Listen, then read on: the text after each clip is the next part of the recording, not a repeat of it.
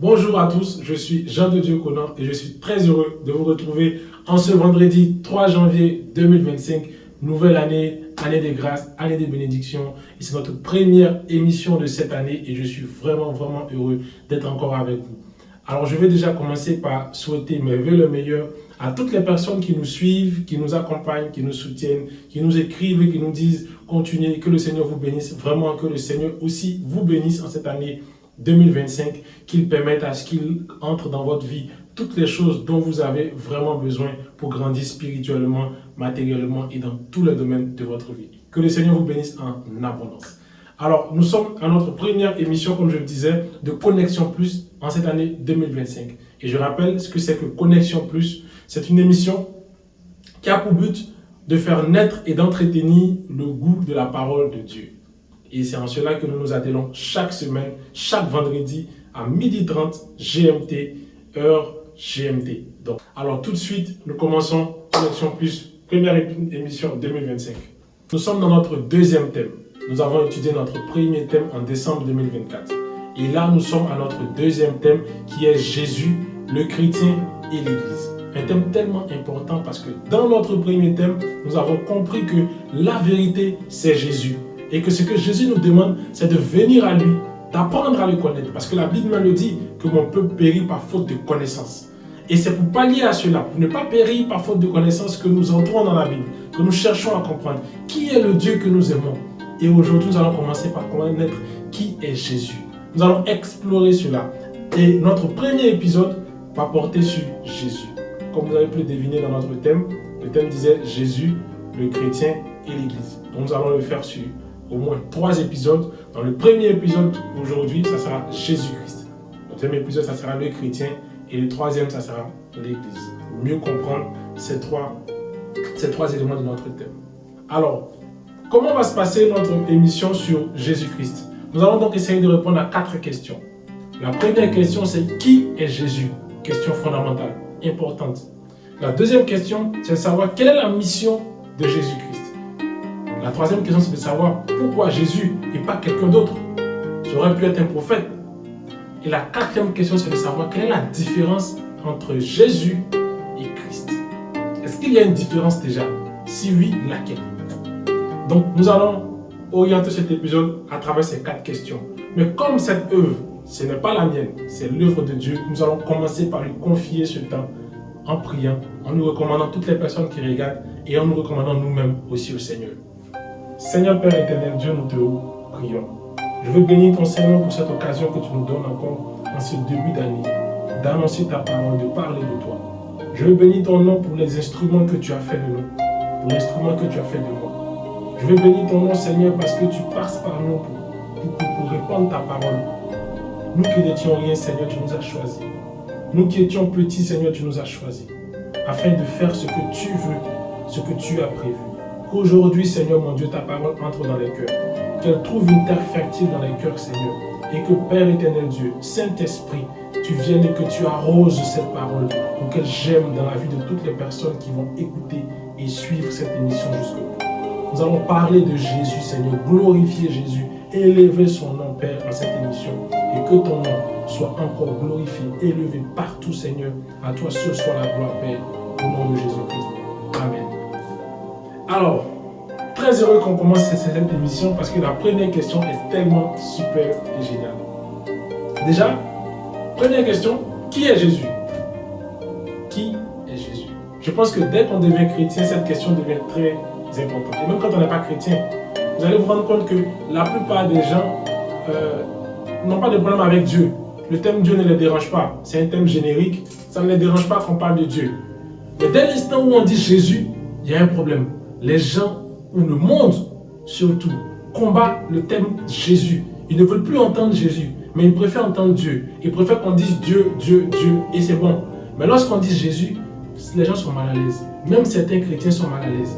Mais en réalité, c'est parce qu'ils ne savent pas quel est le don profond, quelle est la particularité. Jésus même le dit à la femme samaritaine, si tu savais le don gratuit de Dieu, si tu savais à qui tu parlais, c'est tellement profond et c'est tellement exceptionnel qu'aujourd'hui, répondre à qui est Jésus est intéressant. Et donc, du coup, j'ai envie de commencer commencer à répondre à cette question par un détour un peu historique. On fera un détour historique. On dira, quel est Jésus? Qui est Jésus plutôt, mais d'un point de vue historique, c'est qui? Alors, beaucoup ont l'impression que Jésus est une légende. J'aimerais vous dire en même temps que c'est déjà erroné. Jésus n'est pas une légende. Jésus n'est pas un conte qu'on se raconte depuis des siècles parce que c'est intéressant. Ce n'est pas une fable. Jésus n'est pas un personnage inventé de toutes pièces. Jésus est un personnage historiquement vrai, qui a existé. Il existe énormément de textes écrits même par des gens qui ne croyaient pas en lui, qui attestent que Jésus-Christ a existé, qui attestent que Christ a existé. Les Romains ont pris leur temps à noter et à écrire énormément de choses qu'ils ont pu faire. Et parmi ces textes, on retrouve des textes écrits par des Romains, par des personnes qui ne faisaient pas partie des chrétiens et qui mentionnent Jésus, qui mentionnent le fait que quelqu'un qui s'appelle Jésus a été tué vers l'an 33, vers cette période-là, parce qu'il prétendait être le roi des Juifs. Et donc, cet élément est un élément très important parce que historiquement, on se rend compte que les preuves historiques balaient déjà l'idée selon laquelle Jésus est un mythe, Jésus est une légende, Jésus est une fable. Et pour ceux qui peut-être ont encore un peu de doute, j'aimerais déjà leur dire qu'il existe beaucoup plus de textes sur Jésus, écrits par des historiens, par des politiciens, par des scribes, que de textes sur certains personnages pour lesquels on accorde beaucoup d'importance. Exemple, vous allez voir qu'il y a des empereurs romains sur lesquels on a très peu de textes. Il y a même des philosophes qui ont existé au temps de Platon, Socrate et tout ça, sur lesquels on a très peu de textes, qui attestent qu'ils aient vraiment vécu. Par contre, on y croit, on met pas cela en doute. Parce que tout simplement, ce n'est pas quelque chose qui dérange notre entendement. Ça ne dérange pas l'entendement du monde. Mais comme Jésus dérange l'entendement du monde, on a envie de dire que non, lui, c'est une légende. J'aimerais déjà dire, historiquement, Jésus est prouvé. Ceci dit, qui est Jésus d'un point de vue d'origine? Qui est Jésus? Déjà, on le sait, Jésus est fils de Marie. Mais Jésus a été adopté par Joseph, qui était le mari de Marie. L'époux de Marie, pour ne pas faire. Qui était l'époux de Marie. Marie venait de la tribu de Lévi. La tribu en Israël qui avait le sacerdoce. Ceux à qui Dieu avait donné le droit, la fonction d'exercer dans le temple. Qui avait donné, c'était eux les intermédiaires entre le peuple et Dieu. C'était eux qui venaient devant Dieu pour présenter les offrandes du peuple. C'était eux qui venaient se présenter devant Dieu dans le temple constamment. Les Lévites n'avaient même pas de territoire particulier parce que leur territoire c'était le temple de Dieu. Ils devaient servir Dieu partout. C'est cette tribu qui a issu plutôt Marie. Et là, ce qui est très intéressant, c'est que Jésus-Christ est venu pour servir Dieu. Il est venu afin que Dieu soit élevé, glorifié. Et c'était la fonction des Lévites. Ensuite, il était adopté par Joseph.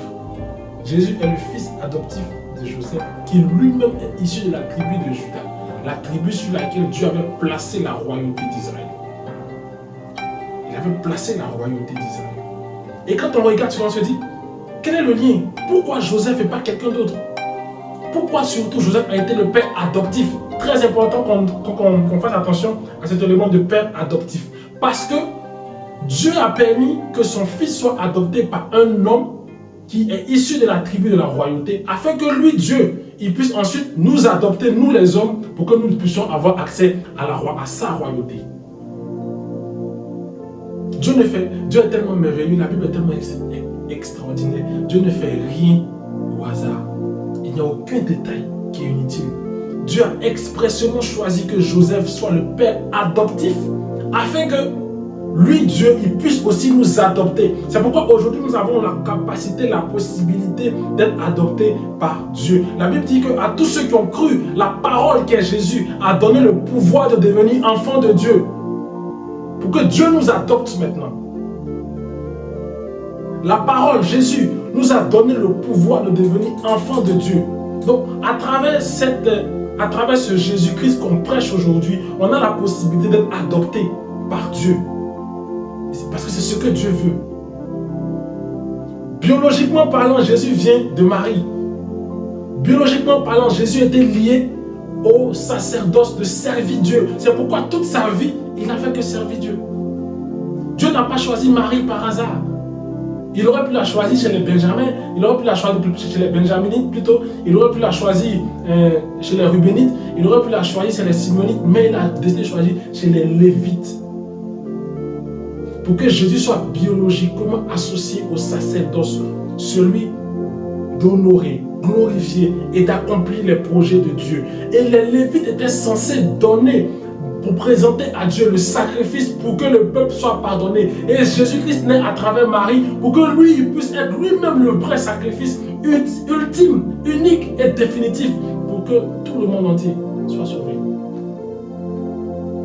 Donc déjà, entre parenthèses, ceux qui insultent Marie, ceux qui font des trucs pour parler mal de Marie, j'aimerais vous dire que Marie est un personnage essentiel et important dans le processus de Dieu. Je ne pense pas même que vous qui parlez mal de Marie, vous ayez fait plus qu'elle. Donc de grâce, parlons des personnages bibliques avec respect. Déjà pour commencer. Vous refusez qu'on parle mal des gens qui sont de vos familles, de vos pères, de vos mères, mais vous acceptez de parler mal de la mère de Jésus. Souvent des gens tiennent des propos sur des personnages bibliques qu'ils n'ont même pas connus, simplement parce qu'on leur a dit que si, on leur a dit que ça. Respectons Marie. Respectons. Il peut y avoir des polémiques, des éléments sur lesquels on n'est pas d'accord, mais ça n'empêche pas que Marie est la mère de Jésus et qu'elle était issue de la tribu de Lévite, plutôt, qui avait le sacerdoce de servir, de glorifier, d'honorer Dieu en présentant l'offrande du peuple. Ceci dit donc, on se rend compte que Jésus-Christ était donc issu d'une famille qui avait deux éléments principaux, deux éléments importants pour le projet de Dieu, le sacerdoce et la royauté. Jésus-Christ est le roi des rois, royauté. Il est le sacrifice ultime pour que le monde soit sauvé, sacerdoce de servir Dieu. Des Lévites. Donc il est tellement important que dans le projet de Dieu, Dieu est tellement intelligent, tellement sage, que dans son projet, il a constitué les choses de cette façon, afin que Jésus-Christ soit notre Seigneur, notre Sauveur, et Seigneur et Sauveur, Seigneur par la royauté, Sauveur par le sacerdoce. Autre élément donc sur Jésus-Christ, il est dit dans Genèse 3,15, Dieu, à ce moment-là, dans ce passage, est en train de donner des malédictions au serpent, à Adam et à Ève. Et dans ces malédictions, Dieu glisse une phrase qui ressemble à une bénédiction. Il dit que c'est la descendance, la postérité de la femme qui écrasera le serpent. Et la postérité de la femme, c'est Jésus. Il est le seul qui est né d'une mère, sans un père biologique physique. Il est la postérité de la femme. Et il dit que c'est la postérité de la femme qui t'écrasera la tête. Et Jésus nous dit que je vous ai donné le pouvoir de marcher sur les serpents et sur les scorpions et sur toute la puissance de l'ennemi. Lui qui est né d'une femme sans un père biologique humain. Qui vient donc corroborer, qui vient donc accomplir cette parole de Dieu qui dit que c'est la postérité de la femme qui écrasera la tête du serpent. Tu ne peux pas écraser la tête du serpent en dehors de Jésus. Tu ne peux pas écraser la tête de l'ennemi. Tu ne peux pas écraser la tête du diable. Tu ne peux pas vaincre le diable en dehors de Jésus. Parce qu'il vient, il naît pour accomplir une parole de Dieu. Dieu n'a pas dit que ce seront X ou Y choses, mais il a dit une phrase qui est simple. La postérité de la femme écrasera la tête du serpent. Autre élément sur Jésus pour nous permettre de mieux comprendre qui était Jésus-Christ, c'est que Jésus est la réponse au problème principal de l'homme. Jésus est la réponse principale. C'est la seule réponse même. Concrète, valable, solide, définitive et éternelle au problème de l'homme. C'est vrai qu'il peut y avoir des semblants de solutions, mais c'est Jésus qui est la réponse éternelle. C'est lui qui nous garantit d'être sauvés. Une fois que nous mourrons, que nous aurons le salut. Personne d'autre ne nous garantit le salut. Personne. Je ne veux pas rentrer dans le débat des religions, mais je veux dire qu'il n'existe personne, quelque part, en dehors de Jésus, qui a garanti que si vous mourrez en ayant cru en moi, en ayant cru en ce que je suis venu faire, en ayant accepté Dieu à travers moi, vous aurez une place au paradis à côté de Dieu. Il est le seul qui a garanti cela. Personne d'autre ne l'a fait. C'est pourquoi Jésus-Christ est la réponse principale au problème de l'homme. Pas le problème financier, hein, parce que Jésus n'est pas principalement venu pour qu'on soit riche. Il n'est pas principalement venu pour qu'on se marie. Si tu ne te maries pas et que tu vas au paradis, gloire à Dieu. Parce que le plus important pour Dieu, c'est que tu sois sauvé. D'abord, avant que les autres n'arrivent. La priorité pour Dieu, c'est de nous sauver. Oui, tout vient après. C'est pourquoi il dit dans sa parole que cherchez premièrement le royaume des cieux et sa justice et tout vous sera donné par-dessus tout. Parce que la priorité de Dieu, ce que Dieu veut qu'on cherche premièrement, c'est le royaume des cieux, c'est notre salut, c'est d'accepter Christ et d'être sauvé. C'est ça d'abord la priorité pour Dieu. Et il dit ensuite que tout vous sera donné par-dessus tout. Donc la richesse, le mariage, les enfants, le bonheur, tout ça vient après. Dans le programme de Dieu, c'est qu'on commence par l'accepter, par le connaître, et le reste, lui-même il fait venir. Donc Jésus-Christ est la réponse principale au problème de Dieu. Alors quel était au problème de l'homme plutôt? Quel était ce problème de l'homme? Le problème de l'homme, c'est que l'homme a été, depuis Adam et Ève, séparé de Dieu. Le réel problème de l'homme, c'est la séparation entre l'homme et Dieu. C'est ça qui crée la mort. Adam et Ève n'étaient pas au début destinés à mourir. Parce qu'ils étaient accrochés à Dieu. Dieu, la Bible dit que Dieu descendait dans le jardin d'Éden pour parler, pour passer du temps avec Adam et Ève. Donc son projet quand il crée l'homme, ce n'est pas que l'homme meure, ce n'était pas que l'homme meure, mais parce que l'homme a péché et séparé de Dieu, parce que l'homme a péché et qu'il était séparé de Dieu, alors la mort est entrée. La Bible dit, car tous ont péché et sont privés de la gloire de Dieu.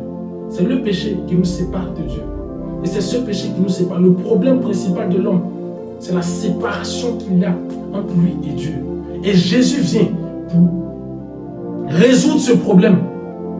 Il vient pour être le sacrifice qui nous rapproche de Dieu, qui nous ramène à Dieu, qui nous reconnecte à Dieu, qui nous remet en Dieu. Pas juste pour qu'on devienne riche. Pas juste pour qu'on devienne... Oui, Dieu veut qu'on soit riche. Dieu veut qu'on soit heureux. Dieu veut qu'on vive de belles vies. Mais il veut d'abord qu'on soit sauvé. Parce que la vie est belle, hein? 30 ans de richesse, 40 ans, 60 ans de richesse, c'est bien. Et c'est même très bien. C'est même excellent. C'est même super. Mais l'éternité, c'est pas 20 ans, c'est pas 30 ans, c'est pas 40 ans, c'est pas 200 ans, c'est pas 1000 ans, c'est pas 4000 ans. C'est très long. Dieu se base et s'appuie sur ce qui est le plus important. C'est d'être sauvé dans l'éternité. D'abord. Maintenant, être riche sur la terre ici, être beau, être bien, être à l'aise, ça, c'est secondaire. C'est secondaire parce que la priorité, c'est que tu sois sauvé. Et c'est pour cela que Jésus-Christ est venu pour résoudre ce problème. Nous ramener à Dieu, nous reconnecter à Dieu. Autre élément, Jésus n'était pas chrétien. Jésus n'était pas chrétien. La chrétienté commence à partir de lui, à partir même des apôtres. Jésus lui-même n'est pas chrétien. À la rigueur, on peut dire qu'il était un prédicateur juif. Donc connaître Jésus, c'est se rendre compte que Jésus est au-dessus. Il est au-dessus de tout ce qu'on peut appeler chrétien, chrétienté, quoi que ce soit. Jésus est au-dessus. Il est au-dessus parce que c'est grâce à lui que nous devenons chrétiens. C'est grâce à lui que nous devenons, même au-delà du fait d'être chrétiens, nous devenons fils et filles de Dieu. Ce qui est très important. Parce qu'on ne peut pas se limiter seulement à la chrétienté. Il faut aller plus loin. La Bible dit qu'elle nous a donné le pouvoir, pas de devenir chrétien, mais de devenir enfant de Dieu. De devenir enfant de Dieu. C'est ce que Dieu recherche. Il cherche des enfants qui lui appartiennent, des fils et des filles qui lui appartiennent, qu'il aura adoptés. Parce qu'ils auront cru et accepté le sacrifice de Jésus-Christ. Dernier élément, c'est qu'il y a tellement de personnes qui critiquent aussi le fait que Jésus-Christ soit Dieu. Il y en a tellement. On dit Jésus-Christ n'est pas Dieu, Jésus-Christ n'est pas Dieu. Mais Jésus est un vrai Dieu. Vrai Dieu. Et il a vécu une vie totalement humaine. Pourquoi est-ce qu'on dit que Jésus-Christ n'est pas Dieu? Certains prennent le thème de dire que Dieu ne peut pas descendre sur la terre, Dieu ne peut pas venir. Mais dans la Genèse, on se rend compte que Dieu est plusieurs fois descendu sur la terre. Et dire même que Dieu ne peut pas descendre sur la terre, c'est limiter Dieu. C'est dire que Dieu, c'est vrai que tu es Dieu, mais il y a des choses que tu ne peux pas faire. Comme descendre sur la terre, tu ne peux pas faire. Pourquoi? C'est limiter Dieu dans sa capacité d'être celui qui a créé la terre et qui peut en faire ce qu'il veut. Faire son projet comme il entend. On va revenir sur ça après. Mais on va déjà passer à notre deuxième élément. C'est de savoir quelle était la mission de Christ. Quelle était la mission de Jésus-Christ? Qu'est-ce qu'il était venu faire sur cette terre? Comme je le disais tout à l'heure, Jésus est venu nous rattacher à Dieu. Mais le premier élément pour lequel Jésus est venu, c'est de sauver le monde et apporter le salut aux hommes. C'est que Jésus est venu pour nous, pour qu'on se rapproche, pour qu'on soit sauvés. La Bible dit que Jésus est venu pour que tous ceux, la Bible dit que tous ont péché et donc sont privés de la gloire de Dieu. Mais à travers Jésus, nous sommes sauvés et nous avons donc le salut. Personne ne peut avoir le salut en dehors de Christ. Et ça, je te le dis en fonction de la Bible. La Bible que je lis, cette Bible, quand nous la lisons, elle nous dit que personne ne peut être sauvé en dehors de Christ. C'est Jésus, le sacrifice de Christ, qui nous sauve et qui nous donne la capacité, qui nous donne le ticket, le billet qu'il faut pour entrer au paradis et rester avec Dieu jusque dans l'éternité.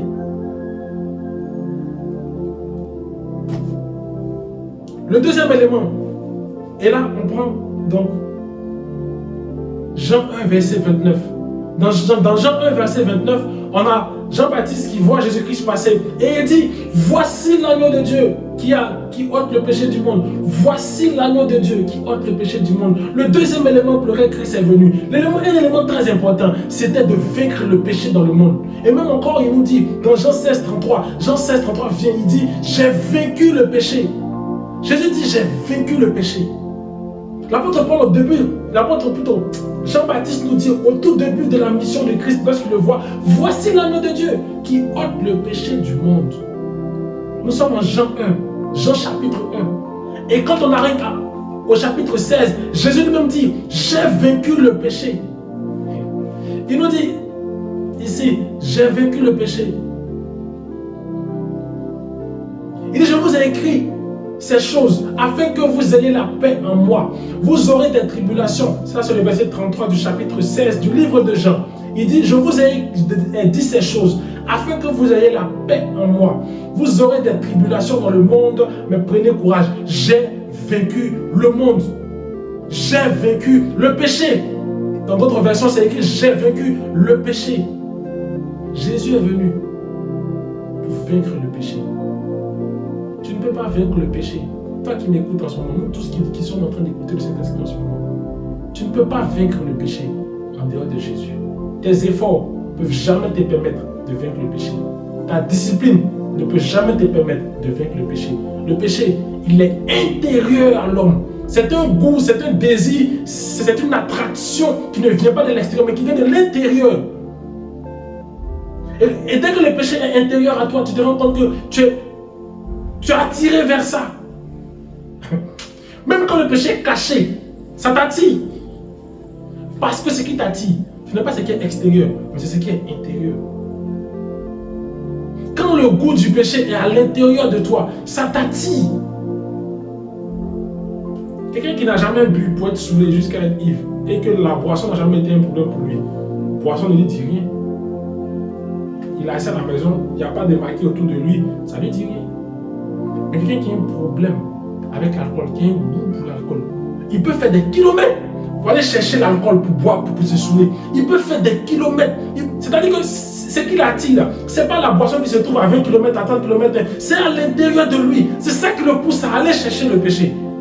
À aller se saouler. Je ne dis pas que l'alcool est un péché. Je dis que boire et puis se saouler, être ivre, ça c'est un péché. La Bible dit, ne vous enivrez pas. Ne vous enivrez pas. L'alcool lui-même, ce n'est pas ça le péché. Le péché, c'est quand tu prends et que ça devient un goût et que ça devient ta vie. Après, c'est pas de dire aux gens, ça les dit pour un peu, les gens, ils gèrent. Non, ils gèrent. Mieux vaut ne pas boire pour obscurcir ton jugement. C'est ça aussi, c'est un autre élément qu'on va étudier dans d'autres thèmes après. On va prendre des versets bibliques pour nous faire comprendre que boire même déjà, même là, c'est à voir. Parce que ça obscurcit nos jugements. Il y a des jugements qu'on prend lorsqu'on a bu, qu'on ne prendra pas quand on est lucide, même si tu n'es pas encore ivre. Bref. Un autre élément que Jésus-Christ est venu faire, il est venu réconcilier les hommes avec Dieu. Et faire de nous des fils et des filles de Dieu, comme je le disais tout à l'heure. Et le verset de 2 Corinthiens 5, 18 nous le dit. Il dit, et tout cela vient de Dieu, qui nous a réconciliés avec lui par Christ. Dieu nous a réconciliés. Je redonne le verset. Je pense que j'ai été un peu rapide. Le verset, c'est 2 Corinthiens 5, verset 18. Il dit, du verset 18 même au verset 20, on parle jusqu'au verset 20, il dit, et tout cela vient de Dieu, qui nous a réconciliés avec lui Dieu, par Christ. Tu ne peux pas te réconcilier avec Dieu en dehors de Christ. Peut-être que tu penses que tu mènes une vie bien et que dans ta vie, tu ne fais rien de mal. Toi, tu fais les bonnes choses. Toi, tu vis une vie tranquille. Tu n'as pas de problème. Mais je te dis aujourd'hui, l'orgueil qui est dans ton cœur, les mauvaises décisions qui sont dans ton cœur, les pensées mauvaises qui sont dans ton cœur, les projets mauvais qui sont dans ton cœur, à ton avis, comment est-ce que tu les effaces comme péché? Peut-être que dans tes actions, devant nous quand on te voit, tu es bien, tu es tranquille, tu parles bien, tu es calme, mais et les péchés que tu commets à l'intérieur de toi, la convoitise que tu as à l'intérieur de toi, les gens que tu maudis dans ton cœur, toutes ces mauvaises choses que tu fais à l'intérieur de toi, comment tu gères ça? Jésus est venu pour que nos péchés intérieurs, extérieurs, profonds, peu importe, dans nos cœurs, dans nos pensées, dans nos actions, dans nos paroles, soient totalement lavés, purifiés par son sang, afin que nous soyons réconciliés à Dieu. Tes actions que tu mènes à l'extérieur ici donnent l'impression que tu es quelqu'un de bien. Peut-être que quand nous on te voit, on se dit, ah mais lui elle est tellement bien que certainement que c'est un gars, il est connecté à Dieu. Mais il est à l'intérieur de toi.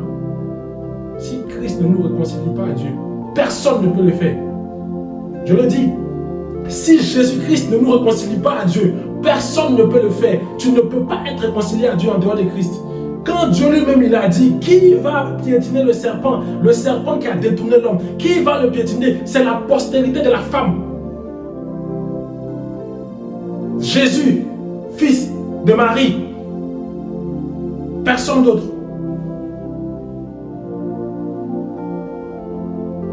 Autre élément encore, c'est que nous allons lire encore ce verset. Il est tellement intéressant, il nous permet de vraiment comprendre ce que c'est que la réconciliation avec Dieu.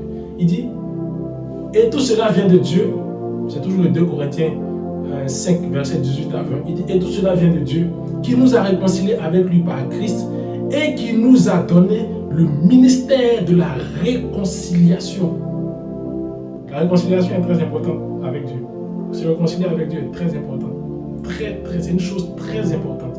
Il dit, car Dieu était en Christ, réconciliant le monde avec lui-même, en n'imputant point aux hommes leur offense, et il a mis en nous la parole de la réconciliation. Verset 19. Il dit, car Dieu était en Christ, réconciliant le monde avec lui-même. C'est pour ça que quand Jésus dit, je suis Dieu, Dieu en moi, je suis Dieu, moi-même je suis Dieu. Il dit réconciliant les hommes avec lui-même. C'est-à-dire que l'action qui permet à Dieu de nous réconcilier à lui ne vient même pas de nous, elle vient de Dieu lui-même. Parce que tout simplement nous on aura accepté que Christ est Seigneur et Sauveur et qu'on aura accepté le sacrifice de Dieu pour nous. C'est tout. Il nous dit au verset 20, nous faisons donc les fonctions d'ambassadeurs pour Christ, comme si Dieu exhortait par nous. nous vous en supplions au nom de Christ, soyez réconciliés avec Dieu. Il dit à la fin ici du verset, nous vous en supplions au nom du Christ, soyez réconciliés avec Dieu. Tu n'es pas réconcilié avec Dieu, tu es en danger. Ton salut est en danger. Tu n'es pas réconcilié avec Dieu, tu es en danger. Ne dis pas, non, mais moi j'aide les veuves et les orphelins, c'est dit dans la Bible. Mais non, moi je ne vole pas, je ne mens pas, je suis fidèle à ma femme. Mais non, moi je ne fais pas ci, je ne fais pas ça. Ce n'est pas de ça qu'il s'agit. Tu peux faire un excellent devoir avec zéro faute. Orthographe, grammaire, vocabulaire, conjugaison, impeccable et puis être hors sujet.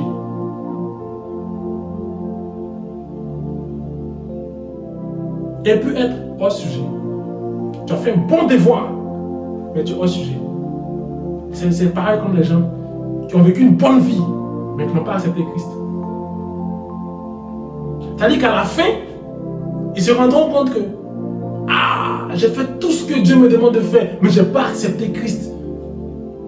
Qui est le premier pas? Jésus n'est pas venu mourir pour rien, pour que nous puissions chercher notre salut par nos propres efforts. Le sacrifice est venu pour compenser quelque chose que l'homme ne peut pas faire par lui-même. Personne ne peut plaire à Dieu rien que par lui-même et par ses propres actions. Vraiment, personne ne peut mériter par ses efforts la vie éternelle sans passer par Christ. Tu ne peux pas mériter ce que Dieu a donné gratuitement. Ce qu'on donne gratuitement n'est soumis à aucun mérite. Ce n'est pas lié au mérite. C'est pourquoi Jésus-Christ est venu, afin que les hommes qui sont faillibles dans leur nature, nous les hommes, nous sommes tous faibles. Nous les hommes, nous ne pouvons rien faire. Jésus même dit, sans moi, vous ne pouvez rien. Ceux qui pensent qu'ils peuvent arriver à plaire à Dieu sans Jésus-Christ, ils se trompent. On ne peut pas plaire à Dieu. Il est difficile, voire impossible, de plaire à Dieu sans Jésus. Ceci dit donc, j'ai envie de demander, mais pourquoi est-ce que Dieu a choisi Jésus et pas quelqu'un d'autre? On a des gens qui disent que Jésus n'est qu'un prophète, pas grand-chose. Jésus est un prophète, né à Nazareth, à Bethléem plutôt, il a grandi à Nazareth. C'est juste un prophète comme les autres. Est-ce que c'est vrai? Est-ce que Jésus n'est qu'un prophète? Et pourquoi Jésus et pas quelqu'un d'autre? Déjà, sachez que il a existé énormément de prophètes avant Jésus. Beaucoup d'entre eux. Et vous allez vous rendre compte que tous ces prophètes, toutes ces personnes qui ont été appelées prophètes, ont fait à un moment ou à un autre quelque chose que Dieu n'a pas apprécié. Moïse a désobéi à Dieu vers la fin de sa vie. C'est qu'il a empêché d'entrer à Canaan. Tous les prophètes ont fait une chose où à un moment donné, ça n'a pas plu à Dieu. Pas qu'ils étaient mauvais, mais ils n'ont pas été parfaits en tout.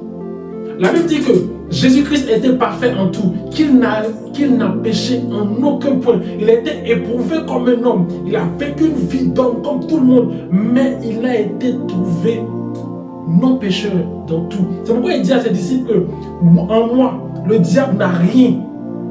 Il n'y a rien qui est comme péché en moi. Il n'y a rien comme accusation que le diable peut porter contre moi. Jésus était pur et sans péché. Je vous rappelle que lorsque les Lévites voulaient donner un sacrifice à Dieu, lorsqu'ils voulaient faire un sacrifice dans le temple pour le peuple, il fallait que l'agneau comprenne, il fallait que l'animal qu'on allait sacrifier soit sans péché, sans tache. Ce qui correspond au fait qu'on soit sans péché. Sans tache plutôt. J'ai dit péché, mais c'est plutôt tache. L'animal devait être sans tache. Il ne devait avoir aucune tache. Il devait être un animal pur, pas blessé, pas boiteux, pas borgne, rien. Un animal bon, nickel. C'est cet animal-là qu'on donne en sacrifice pour les péchés. C'est pourquoi personne d'autre qui aurait pu être pécheur, qui aurait pu être tenté, qui aurait pu tomber dans la tentation, qui aurait pu se détourner, qui aurait pu avoir de l'orgueil, qui aurait pu avoir de la colère dans son cœur, une colère mauvaise, qui aurait pu avoir un sentiment humain, qui aurait pu avoir des désirs charnels, quelqu'un qui aurait pu avoir le mensonge sur ses lèvres, quelqu'un qui aurait pu avoir quelque chose qui aurait pu le ramener de Dieu, n'aurait pas pu remplir la mission que Jésus-Christ a il était impossible qu'un autre homme fasse la même chose. Et pourquoi? Parce que Jésus vient de Dieu lui-même. Jésus vient de Dieu. La Bible dit que Jésus est du sein de Dieu. Il sort de Dieu lui-même. Il est de Dieu. Jésus-Christ est 100% homme et 100% Dieu. On le dira tout à l'heure, mais Jésus-Christ a été totalement homme et il était totalement Dieu. Il a vécu sur la terre avec toute l'expérience qu'un être humain devrait vivre. Et il a été trouvé sans péché, sans aucune accusation. Le diable n'avait rien en lui, rien pour l'accuser. Parce qu'il a vécu comme un homme, pur et sans péché. Dieu ne pouvait donc pas faire porter la charge du péché à quelqu'un qui n'était pas aussi solide que lui-même Dieu. Même les anges même peuvent se tromper. La Bible nous rend compte que les anges même peuvent se tromper. Les anges peuvent désobéir à Dieu. Ils ne sont pas des robots. Ce ne sont pas des robots. Les anges sont aussi dotés de libre arbitre qui fait qu'ils peuvent choisir de désobéir à Dieu. Mais parce qu'ils vivent et demeurent dans la gloire de Dieu, ce choix est quand même minimisé. Mais ils ont la capacité de faire autre chose que ce que Dieu leur demande de faire. Autrement, on n'aurait pas eu des anges qui se seraient rébellés. Ils sont rébellés parce que dans leur cœur, ils avaient choisi de désobéir à Dieu. La Bible nous fait comprendre qu'il y a des anges qui sont venus. Dans le livre de Genèse, la Bible nous fait comprendre que des anges sont descendus sur terre et ils se sont amourachés des filles des hommes. Ils ont aimé les filles des hommes et ils ont commencé à faire des choses qui ne leur étaient pas permis de faire. Ils ont fait des trucs qui n'étaient pas permis de faire. Et quand ils sont remontés, la Bible nous fait comprendre qu'on leur a fermé le ciel. Ils ont été empêchés de monter parce que Dieu avait trouvé qu'ils avaient commis des péchés. Il lui avait désobéi. Est-ce qu'un ange aurait pu porter cette charge? Non, parce qu'elle était beaucoup trop lourde. Un ange ne peut pas porter la charge des péchés des hommes. Les anges ne peuvent pas porter la charge des péchés des hommes.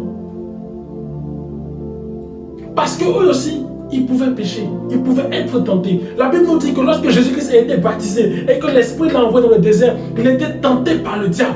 Le diable est venu tenter Jésus. Jésus n'a point cédé. Mais lorsqu'il y avait eu la guerre et que le diable est descendu, il n'est pas descendu seul, il a corrompu des anges avec lesquels il est descendu. Donc ce qui veut dire qu'il y a des anges, il y a cette capacité, cette possibilité-là que les anges soient corrompus par le diable, parce qu'il avait déjà réussi à faire ça une fois. Donc il lui serait possible de le reprendre encore. Mais Dieu ne peut être corrompu. C'est pourquoi Dieu envoie. Il vient lui-même à travers Jésus.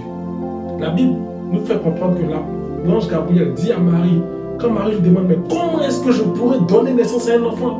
Moi je n'ai même pas connu d'homme. Je suis encore vierge. Comment tu veux que je donne un enfant? Il dit, le Saint-Esprit, l'Esprit de Dieu viendra reposer sur toi et tu concevras un fils et tu vas l'appeler Jésus.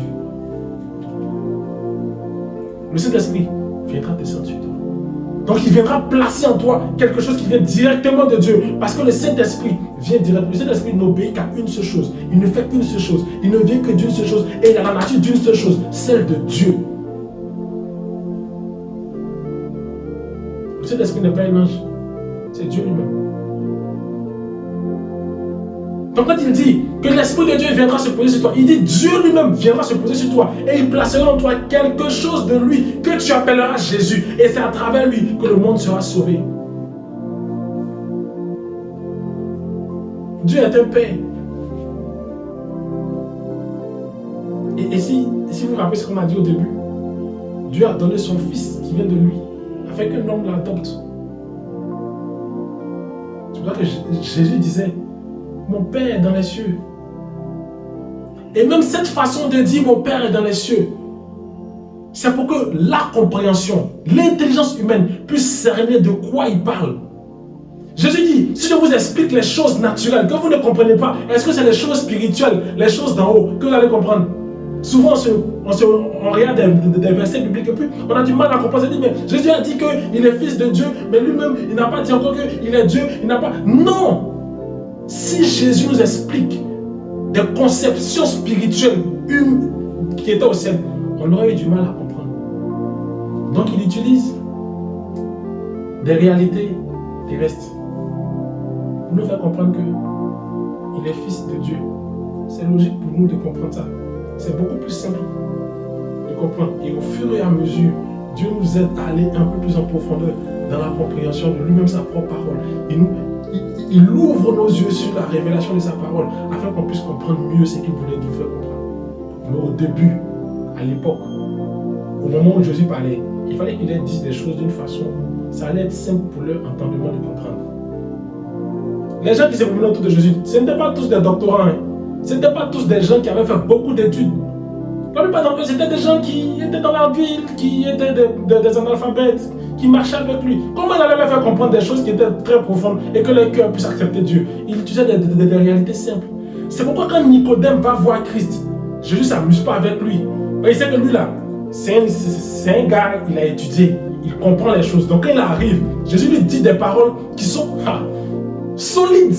Toi, tu as étudié, donc ce qu'il va te dire là, tu vas comprendre. Il dit à Nicodème, Nicodème lui dit, mais tu as dit que tu es le fils de Dieu, maître. Je sais que tu es le fils de Dieu parce que personne ne peut faire ce que tu fais sans être appelé par Dieu, sans être de Dieu, sans venir de Dieu, sans agir par Dieu. Il dit, si tu ne nais de nouveau, tu ne peux voir le royaume des cieux. Attends, Jésus n'avait pas dit ça à quelqu'un avant. Mais parce que Nicodème est venu avec une intelligence nouvelle, une compréhension des choses, quelqu'un qui a étudié la parole, il connaît la Torah, il connaissait les Écritures saintes. Jésus lui a donné une parole qui est solide et qui est à son niveau. Il dit, si tu ne nais de nouveau, tu ne peux pas avoir le salut. Nicolas maintenant dit, mais comment il y a naître de nouveau puisque c'est déjà né? Comme pour dire que dans la compréhension de la parole de Dieu, il y a des échelles. Jésus, comprenant notre capacité, dit des choses à un niveau pour que tout le monde puisse comprendre. Pourquoi Jésus et pas quelqu'un d'autre? Parce que qui peut être totalement agréable à Dieu en dehors de Dieu lui-même? La Bible dit que Dieu est parfait.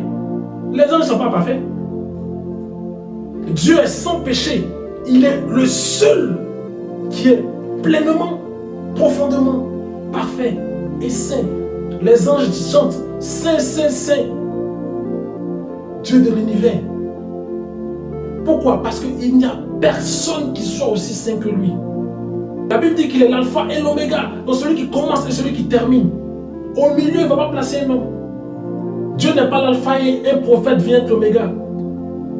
Jésus dit, je suis venu pour accomplir.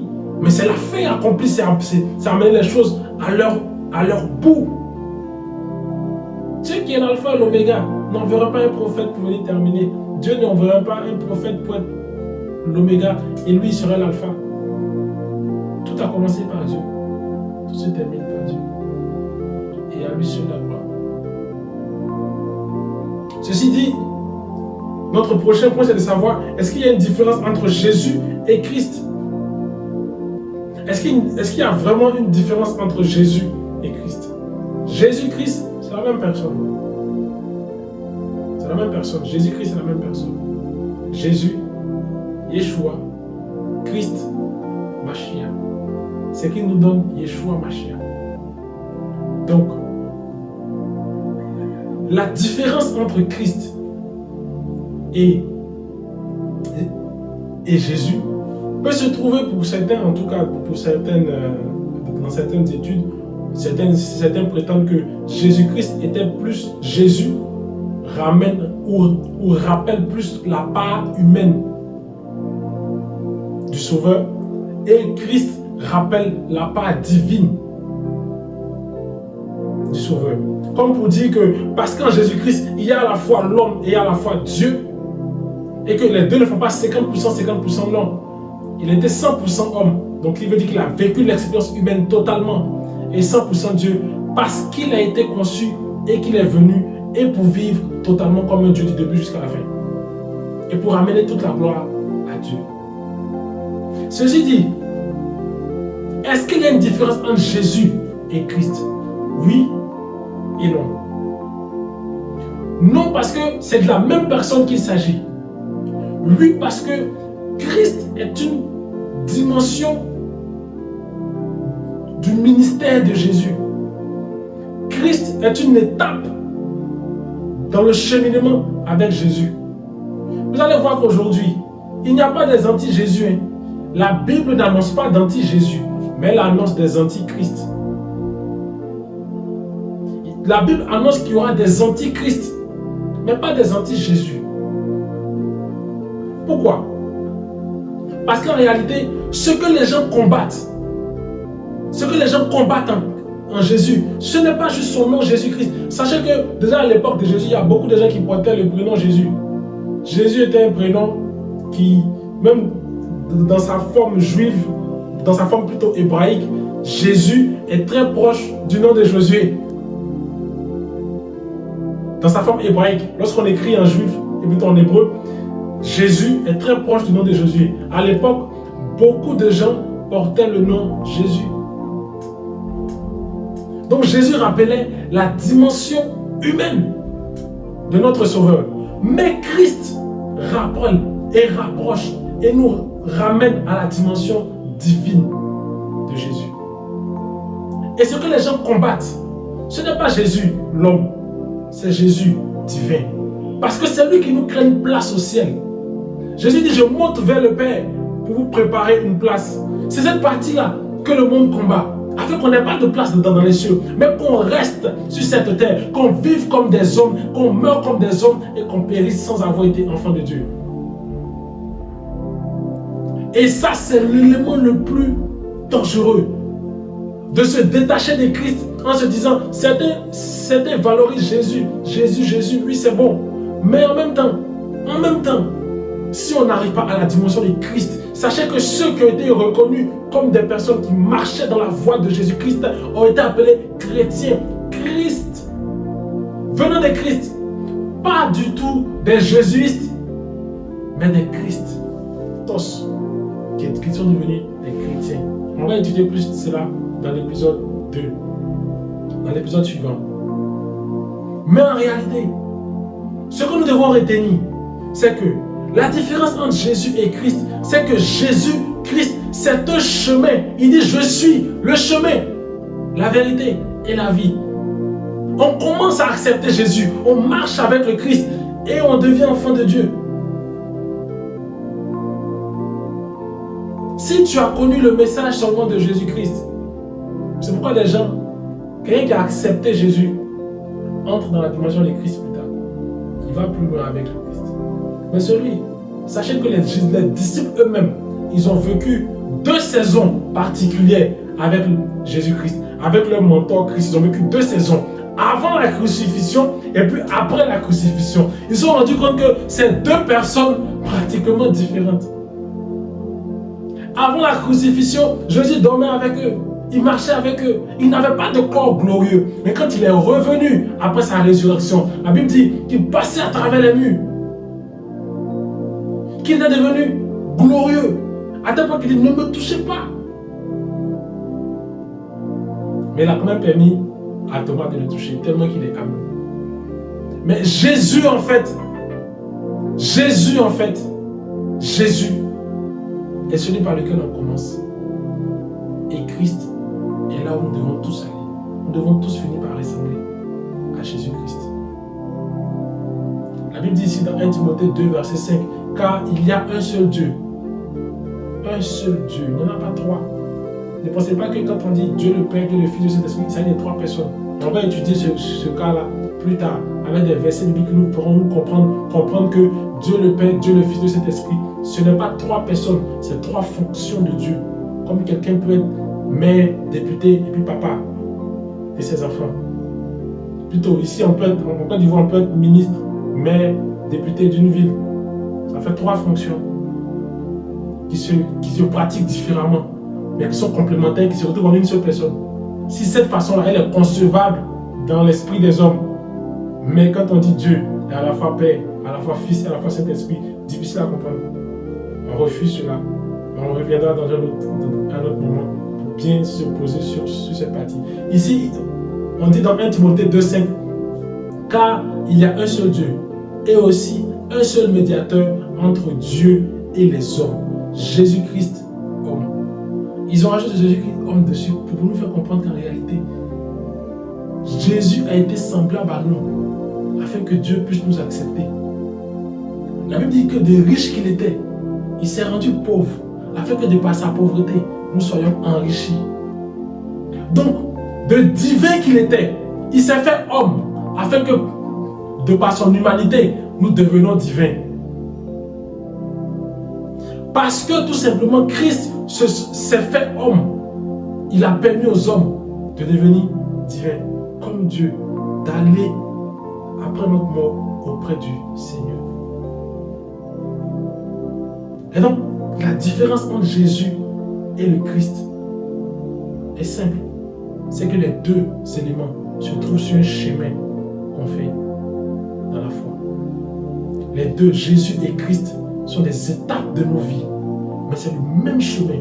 Quand il dit « Je suis le chemin », on accepte Jésus et on vit comme des Christ. Ce qui nous permet de devenir chrétiens. Sur ce, nous mettons donc fin à notre premier épisode de ce thème qui porte sur Jésus. J'espère que pendant cet épisode, vous avez quand même pu comprendre qui était Jésus, depuis le point historique jusqu'à tous ces points que nous avons pu utiliser pour nous permettre de nous rapprocher de qui est Jésus. Mais ce que nous avons dit aujourd'hui dans cet épisode n'est pas suffisant. Pour connaître Jésus, il faut encore lire votre Bible.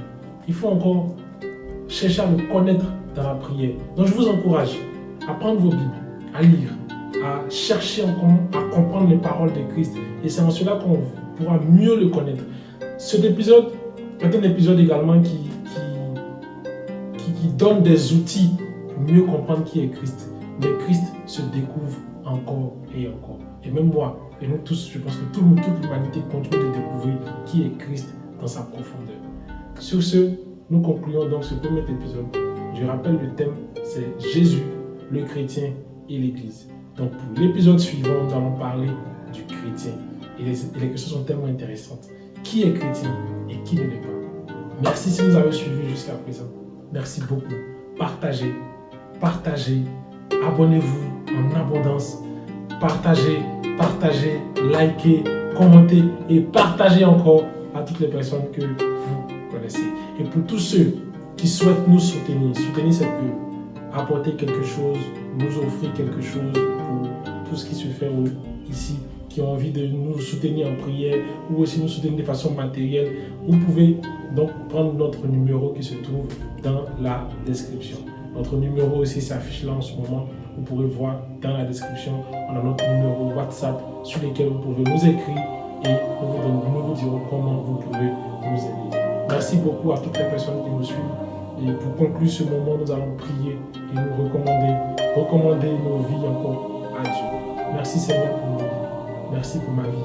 Merci pour la vie de mon frère et de ma soeur qui nous regardent. Merci pour la vie de toutes les personnes qui sont sur cette vidéo, qui ont regardé jusqu'au bout. Je prie, Père éternel Dieu, que les mots que nous avons entendus aujourd'hui nous fassent aller te chercher encore plus dans ta parole. Nous fassent aller te chercher, écouter ta parole, Seigneur. Chercher qui tu es, lire nos Bibles, Père, prier pour passer du temps avec toi. Je te dis merci pour tout. Merci pour nos vies. Bénis toutes les personnes qui ont regardé cette vidéo. Bénis-les, Seigneur. Je prie, Père éternel Dieu, que tous ceux ou celles qui ont des soucis de famille, Père, que tu viennes et que tu remplisses leur famille de toi et qu'elles soient totalement dégagées de tout ce qui les oppresse. Je prie, Seigneur, que pour toutes les personnes qui nous regardent et qui sont à la recherche d'un emploi, Seigneur, je prie que parce qu'ils ont regardé cette vidéo, que tu poses ta main sur eux, Père, et que tu leur offres, que tu leur donnes, Seigneur, la grâce d'avoir un travail. Pour tous ceux qui veulent se marier, pour tous ceux qui ont des soucis, Seigneur, dans leur foyer, je prie que, Seigneur, Père éternel Dieu, tu leur apportes ta grâce, Seigneur, pour que leur mariage, leur foyer, tout aille bien. Dans ton nom, Jésus-Christ, nous avons prié. Amen. Passez une très bonne après-midi. Que Dieu vous bénisse et à la prochaine, vendredi prochain.